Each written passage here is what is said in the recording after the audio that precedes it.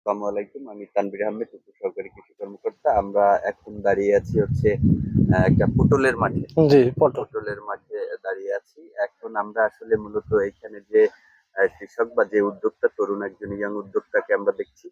সেই উদ্যোক্তা ভাইয়ের কাছ থেকেই শুনবো এটা তারই মাঠ। আসলে ভাই এটা আপনারা মূলত কিভাবে করেন এবং হচ্ছে কখন এটার আপনারা কি এটার কি রোপণ করেন মূলত?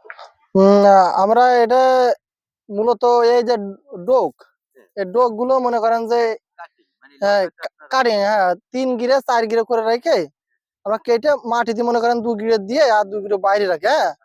তারপরে সেখান থেকে আপনার এই বেরোয়, চারা বেরোয়। চারা বেরোয় আস্তে আস্তে লতানোর পরে যে আমরা এই বান দিয়ে এই লতাটা বাঁধের পার উঠে দিই। দেওয়ার পরে বিভিন্ন ধরনের কীটনাশক দিতে হয়, যাতে ফল ফুল যখন আসে, তখন কীটনাশক দিতে হয়, হ্যাঁ। কীটনাশক দেওয়ার পরে আর এই ফুল ফোটে, ফুলগুলো ছড়াতে হয়। যে মদ্দার বেড আমার ওইটা, মদ্দার বেড এটা ফুল হচ্ছে ছড়াতে হয়। সব পুরুষ হ্যাঁ, পুরুষ, পুরুষ লতা। ওইটা হচ্ছে পুরুষ, হ্যাঁ। আচ্ছা।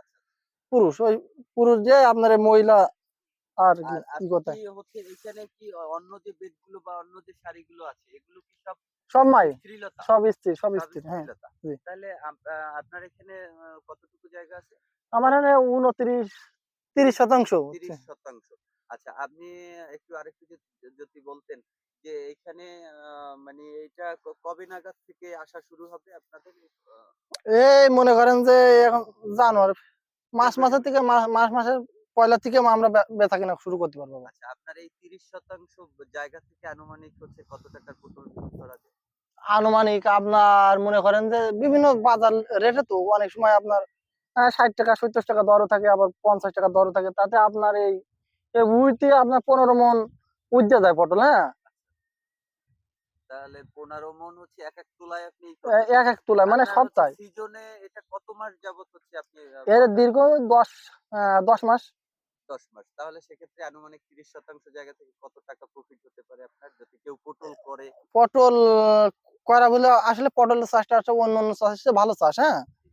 যে তেমন একটা ব্যয়বহুল নেই, তা ব্যয়বহুল আপনার এই একটু পরিশ্রম বেশি করতে হয়, কারণ এতে সবসময় তো আর কি ফুল মূল ছড়ানো, মানে টল আর কি, বল যখন টলের মতনই বেড়াতে হয় এর ভিতর, বুঝতে পারছেন।